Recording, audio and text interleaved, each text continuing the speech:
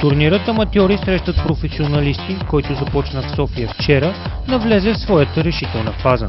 След вчерашния ден, когато се проведоха директните елиминации, днес отборите, преминали през първото сито на надпреварата, се изправиха един срещу друг в груповата фаза на турнира. Според правилата на аматьори срещат професионалисти, достигналите до този етап отбори бяха разделени в 64 групи, като всяка включваше в себе си по 3 отбора. Тимовете ще играят по 2 мача, като най-добрият от групата продължава напред.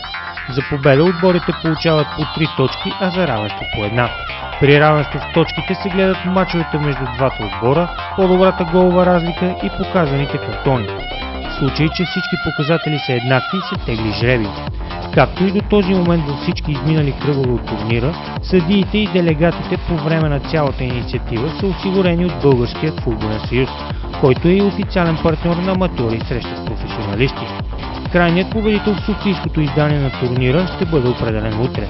Аматьорският тим, достигнал до края, ще получи правото да играе на големият финал, чрез който ще бъде излучен и победителят, който ще срещне шампиона на България Литек Ловеч.